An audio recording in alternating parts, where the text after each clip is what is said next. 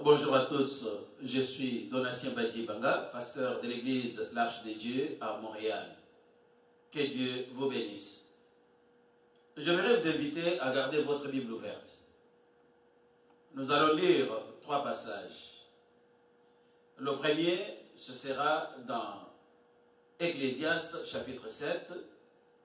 Le deuxième, ce sera dans Luc chapitre 9. Et le troisième dans Galates chapitre 1er. Dans Ecclésiaste chapitre 7, nous allons lire le 8e verset. La Bible dit ceci: mieux vaut la fin d'une chose que son commencement. Dans Luc chapitre 9, nous allons lire le verset 62. Jésus a dit ceci: quiconque met la main à la charrue et regarde en arrière n'est pas propre au royaume des dieux. Et dans Galates chapitre 3, nous allons lire du 1er au 3e verset et nous allons faire une lecture en dents de scie. Ô Galates insensés, qui vous a fasciné? Après avoir commencé par l'esprit, voulez-vous maintenant finir par la chair? Que Dieu vous bénisse. Frères et sœurs bien-aimés, il vous est certainement déjà arrivé dans votre vie de vous réveiller un matin et de ne pas avoir envie d'aller travailler. Ce n'est pas que vous êtes malade. Ce n'est pas que vous avez un problème au travail avec votre boss ou avec un collègue de service. Mais seulement, vous n'avez pas envie d'aller travailler ces jours-là. Mais lorsque vous réfléchissez quelques instants, vous réalisez que si vous vous absentez, le capitaliste devra amputer votre chèque de la fin de semaine. À cause de cela, vous réunissez toutes les énergies qui pouvaient encore vous rester. Vous vous levez malgré vous et vous allez au travail. Et toute la journée, vous travaillez peut-être malgré vous. Mais à la fin de votre quart de travail, vous retournez joyeux à la maison, content d'avoir accompli ce service de ces jours-là. Et vous ne vous souvenez même plus du malaise que vous avez exprimé ou que vous aviez éprouvé le matin. Il vous est aussi certainement déjà arrivé dans votre vie, qu'en vous réveillant un dimanche matin, vous n'avez pas envie d'aller à l'église. Ce n'est pas que vous avez un problème avec votre église. Ce n'est pas que vous avez un problème avec le responsable de votre ministère. Ce n'est même pas que vous avez un problème avec votre berger. Mais seulement, vous n'avez pas envie de vous lever ces jours-là pour aller à l'église. Que faire donc lorsqu'une telle situation vous arrive? De même que vous avez pensé au chèque que le capitaliste pouvait amputer et que cela pouvait vous nuire, de même, il faut penser à tous les bienfaits de Dieu dans votre vie. Pensez d'abord au sacrifice de la croix. Pensez à toutes les bénédictions dont nous sommes bénéficiaires à cause de l'œuvre de la croix. Pensez au souffle de vie que vous avez bénéficié gratuitement en vous tenant debout ce matin-là sur les 2 plantes de vos pieds. Pensez aux diverses bénédictions que Dieu a déjà répandues sur vous dans les temps passés. Lorsque vous étiez malade, comment l'Éternel vous avait secouru. Lorsque vous aviez besoin de voyager, comment l'Éternel vous avait secouru.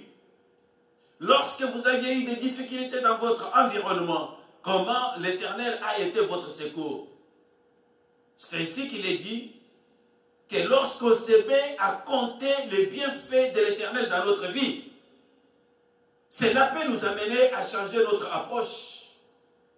Cela peut nous conduire à changer notre vision du monde. Cela peut nous aider à réunir encore toute l'énergie qui peut nous rester pour dire non, à cause des bienfaits de l'Éternel, je m'élève et je m'en vais, sachant que lorsque je vais rencontrer ce grand roi, il me fera encore d'autres biens davantage. La Bible a dit dans le premier texte que nous avons lu que mieux vaut la fin d'une chose que son commencement. Et lorsque vous rentrez dans le monde des sports, dans le monde des compétitions, vous allez comprendre qu'on ne peut jamais rémunérer un athlète avant la fin de la partie, avant la fin de la compétition. De même, lorsque nous rentrons dans le monde de l'esprit, dans les choses du royaume, même si nous avons conscience que Dieu nous a bénis, mais la bénédiction qui nous reste, la bénédiction qui nous sera accordée, lorsque nous achèverons notre course dans les couloirs du ciel, cette bénédiction-là n'a pas de pareil. Pensez à cette bénédiction-là et vous allez avoir un regain d'énergie pour continuer encore à poursuivre votre marche. Dans le deuxième texte que nous avons lu, Jésus a dit ceci, que quiconque met la main à la charrue et regarde en arrière, celui-là n'est pas propre au royaume des dieux. Dieu nous a fait déjà grâce de tenir notre main à la charrue. Il nous a fait grâce de comprendre que le ciel existe. Il nous a fait grâce de comprendre que l'enfer existe. Il nous a fait grâce de comprendre que c'est au nom de Jésus-Christ, à travers le sacrifice de la croix, que nous nous qualifions à la vie éternelle et que nous permettons au ciel de répandre diverses bénédictions sur notre vie sur terre. Nous avons compris cela. Mais parce que nous avons compris cela, nous ne pouvons plus commettre l'erreur de regarder en arrière. Parce qu'en regardant en arrière, nous passons l'éponge sur toutes les grâces de Dieu sur notre vie. Voilà pourquoi le Seigneur nous avertit et nous interpelle à la fois que, à partir du moment où vous avez compris ces choses, ne regardez plus en arrière comme la femme de Lot. Avancez, ne vous arrêtez même pas, avancez, parce que le meilleur est à venir. Qu'est-ce qui vous arrête, mon frère, ma soeur? Est-ce que Dieu a changé? Vous estimez que Dieu vous a oublié? C'est la pandémie qui vient ralentir votre marche avec Dieu. C'est la pandémie qui vient obscurcir votre conscience. C'est la pandémie qui vient vous faire oublier tout ce que Dieu a déjà accompli dans votre vie. Réveillez-vous, mon frère, ma soeur. Il est le Dieu des grâces. Il a encore beaucoup de bonnes choses pour vous. Le troisième texte dit, ô Galates insensés, qui vous a fasciné? Le Seigneur dit, qui vous a envoûté? Français courant dit, qui vous a ensorcelé? Après avoir commencé par l'esprit, vous voulez maintenant finir par la chair. Ce n'est pas possible. Lorsque vous avez commencé par l'esprit, il faut finir par l'esprit. Mais la question qui est intéressante dans ce passage, c'est qui vous a envoûté? Regardez, frère. Regardez, sœur. Il y a eu un jour où vous avez ouvert votre cœur à l'action de Jésus-Christ de Nazareth. Et à partir de ces jours-là, vous avez commencé à marcher fidèlement avec lui. Vous êtes devenu un enfant du royaume. Vous lui avez dédié toute votre vie. Vous le priez avec intensité. Vous chantez sa gloire et sa louange au milieu de l'assemblée des saints. Vous avez eu des frères, vous avez eu des sœurs, vous avez eu des amis. Mais parmi vos frères, parmi vos amis, parmi vos sœurs, il y en a un qui est entré dans le décor de votre foi, qui vous a raconté des choses qui vous ont éloigné de votre foi, qui vous a raconté des choses qui ont dilué votre foi, qui vous a raconté des choses qui ont commencé à vous décourager. Et Paul, ayant examiné la même situation chez les Galates, il leur dit, il leur demande, mais qui est celui-là qui est venu vous ensorceler? Quand même un ange du ciel viendra vous annoncer un autre évangile contraire à celui que nous vous avons annoncé, qu'il soit anathème. Qui vous a ensorcelé? Qui est venu vous alourdir? Qui est venu vous empêcher de rester connecté à votre Dieu, de rester fidèle au Seigneur Jésus-Christ, lui qui a donné sa vie à cause de votre vie, lui qui vous protège jour et nuit, lui qui combat pour vous contre les ennemis visibles et invisibles, et qui a besoin que vous puissiez l'aimer comme lui vous aime. Il est dit que dans la vie, l'amour ne peut s'acheter que par l'amour. Et lui, il nous a aimés le premier. En retour, qu'est-ce que nous devons lui donner? Nous devons aussi l'aimer.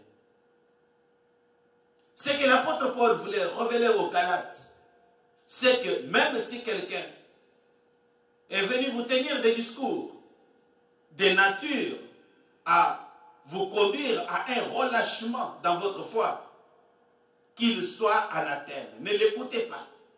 Continuez votre marche parce que le meilleur est à venir. Dieu vous aime.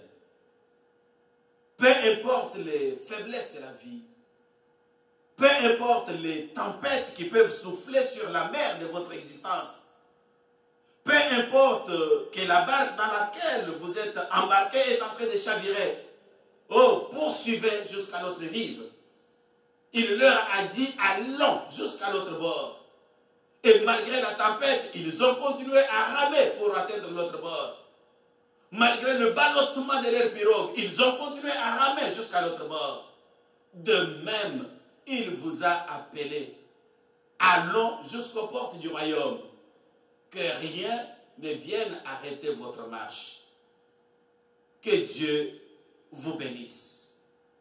Qu'il vous bénisse richement. Ne vous arrêtez pas. Ne regardez pas en arrière. Continuez votre marche avec le Seigneur Jésus-Christ. Et le meilleur est à venir. Salut.